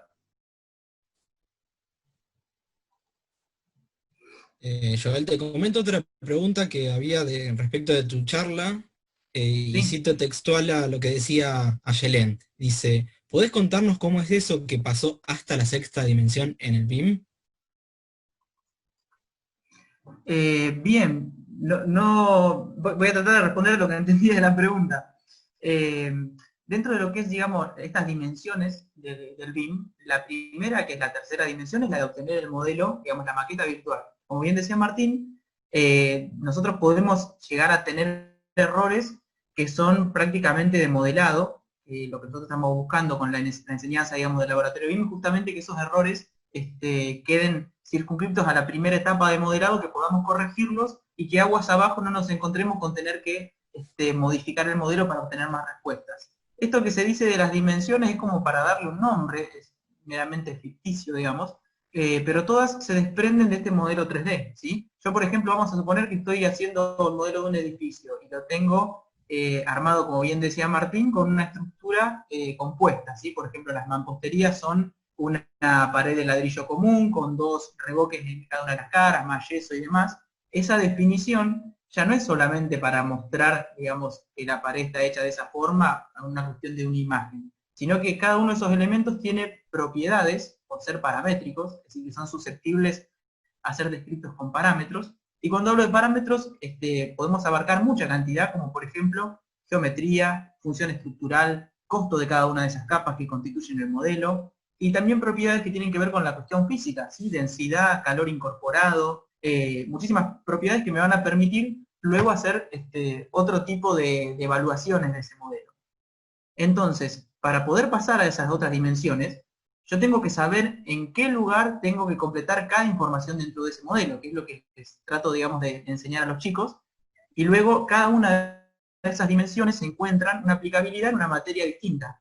Hoy el problema de ellos es rendir una materia, el día de mañana va a ser tener una evaluación más de esa obra que están proyectando, ¿sí? Para ser justamente más eficientes o dar una respuesta más óptima como proyectistas. Entonces, así como esa mampostería yo puedo decir, bueno, la modelé, la represento en un plano, puedo computarla, también puedo agregarle una propiedad, por ejemplo, de costo, y entrar en la cuarta y quinta dimensión, es decir, bueno, esta cantidad de metros cuadrados de mampostería me lleva tanto tiempo hacerlo y me sale tanto, pero la determino con el modelo, entonces puedo hacer una planificación de obra en base a eso, pero también puedo decir, bueno, pero esta pared tiene tal densidad, y yo tengo 2 condiciones de borde para ese problema si lo voy a evaluar por la sexta dimensión. Lo que es exterior y medio ambiente no lo puedo modificar, porque viene por parte de condiciones climáticas, que vienen evaluadas por los registros, digamos, de temperaturas promedio, de humedad, de viento y demás, pero lo que sí puedo evaluar es la respuesta que me da un modelo para una multiplicidad de opciones de construcción. Entonces, puedo hacer un modelo base que esté construido con, como bien mostraba Martín, estos 3 niveles de confort. Entonces puedo decir, bueno, si yo voy a construir mi casa con ladrillo común, ¿cuánto voy a necesitar para llegar a ese nivel de confort normativo que me va a hacer sentir cómodo en la vivienda que estoy ejecutando? Si ahora en cambio quiero cambiar eso y quiero poner una pared doble, ¿cuánto más me ahorro de energía? ¿Sí? Me permite hacer esos análisis y obtener respuestas a ese tipo de preguntas. Entonces, pese a que por ahí es un poco fantasioso esto de tantas dimensiones, sí lo que te dice es, mira, este modelo tridimensional no queda ahí, no es solo una imagen. Se puede evaluar con distintos parámetros a medida que te vas haciendo nuevas preguntas. Y hasta esta séptima dimensión, digamos, que se nombra, es prácticamente lo que recorre la vida útil de todo un edificio. O sea, su proyecto, su gestión, su planificación en tiempo y costo, su evaluación de rendimiento energético, y la posterior por ahí salida de estado de servicio cuando podemos empezar a demoler partes. Otro parámetro también es decir, bueno, voy a ampliar este edificio y para eso tengo que tumbar una pared y voy a hacer una construcción nueva. También puedo asignarle a cada uno de esos elementos y bueno, este elemento en realidad ahora es a demoler, es ser un plano de demolición. Este elemento es a construir. Y si los puedo clasificar, de nuevo, como los puedo medir, los puedo gestionar, entonces puedo decir, bueno, filtrame todos los elementos que yo voy a demoler de ese modelo y sacame la cantidad de metros cúbicos de mampostería que yo tengo que tumbar. En base a eso, ¿qué puedo determinar? La cantidad de volquetes por mes que necesito, por ejemplo. Eso es tiempo y es costo. Entonces es cuarta y quinta dimensión, en base a un modelo 3D. ¿Sí? Lo interesante de todo esto es considerar que yo puedo hacer, digamos, toda esa multiplicidad de análisis y meter todas esas variables reales en el modelado digital. ¿Sí? Es básicamente esa es la forma de pensar. Bien, muchísimas gracias, Joel. Y finalmente tenemos una última pregunta para Martín, que es bien puntual, que nos hace Marcelo y que luego remite otro usuario. Dice, ¿qué láminas son las que se aplican a las ventanas para su aislación? Bueno, sí, estuve leyendo esta pregunta. Creo que ya viene de la disertación anterior, que se mostraron esas láminas que se usan en ventana. Yo lo que usé para el modelado directamente para los 3 niveles era cambiar directamente la calidad de las aberturas. Siendo la calidad de abertura me refiero a si tienen vidrio doble o si tienen un polarizado, por ejemplo. Yo supongo que se debe referir en el tema de lámina para realizar un polarizado en verano, para que en verano no le entre directamente mucha luz hacia el interior y te caliente, ¿no?, todo el local interior. Supongo que se refiere a eso, pero bueno, hablo de conocimiento. Así que bueno, ahí preguntan de análisis acústico. Bueno, análisis acústico, yo no estuve investigando mucho en este caso. Yo me remití directamente hacia el análisis térmico, pero puede haber software que, no acá en Archicad, pero sino en un software externo, que se pueda exportar el modelo directamente a hacer análisis, porque la verdad que hay programas para miles de cosas. De acá también hablo del desconocimiento, pero muy probable que lo haya. Sí, acoto también. Bueno, Revit, perdón. Sí, Revit que puede calcular, bueno, puede ser probable. Lo más importante es, bueno, mantenerse, ¿no?, en el tema de la filosofía, ¿no?, de BIM, no tanto el programa en sí, sino tema bueno, de todo esto que habló Joel, de que sea un poco más eficiente todo el proceso, ¿no?, de cada una de las partes que involucran una obra, más que todo. No importa tanto el nombre del programa y tanto, sino más cómo se use y que se base en esto, básicamente. Sí, y agregando también un poco a tu respuesta, Martín, lo que nosotros vemos en el laboratorio es el trabajo mediante el valor de la interoperabilidad, es decir, no todos los programas resuelven todo, porque hay un límite, digamos, para el cual fue creado. Entonces, nosotros en Archicad por ahí encontramos esta multiplicidad de poder pasar hasta la 6ª dimensión con un único programa. Entonces, esa era una gran virtud, que obviamente si nosotros tuviéramos la disponibilidad de comprar la cantidad de programas que quisiéramos, adaptaríamos nuestro esquema de trabajo OpenBIM con multiplicidad de opciones, ¿sí? Lo que nosotros hacemos hincapié, como bien mencionaba Martínez, en la filosofía, porque nosotros tenemos formas de clasificar estos elementos, así como yo les decía que esto tiene información de tipo física, monetaria, etcétera, también podemos aplicarles reglas generales de clasificación de elementos que me permitan migrarlos a programas específicos. Por ejemplo, lo que es la aplicación de CIPE, que tiene el más conocido CIPECAD por el cálculo de estructura de hormigón, o CIPE3D para estructuras metálicas, tiene incluso una pastilla o un módulo que es para hacer balances térmicos también, tiene uno que es para hacer balances acústicos. Es decir, la idea de todo esto es, bueno, yo soy un buen modelador en Archicad, necesito que este proyecto esté completamente clasificado para que yo se lo pueda pasar a un ingeniero que se dedique a hacer análisis acústicos y no tenga que modificarle nada. Entonces esa también es, cuando uno habla de protocolos de trabajo y de metodologías, hablamos de esto, de saber cómo tengo que colocar la información dentro de ese modelo para que después pueda tener trazabilidad incluso en otro software, que es la parte más interesante. Porque después el día de mañana, en construcción, cada uno va a elegir el software que quiera, lo importante es que nos podamos comunicar, ¿sí? No solamente generando un plano o un cómputo, que es la forma clásica de comunicación que tenemos, sino también la comunicación entre programas para obtener la mejor respuesta posible o variabilidad de respuestas para una misma obra. Bueno, de esta manera damos por finalizado el espacio de preguntas. Agradecemos a Joel y Martín por su participación en el evento. Y bueno, así damos por finalizada la primera jornada del 5º encuentro de construcciones sustentables. Les recordamos que por chat enviamos el formulario para rellenar la asistencia.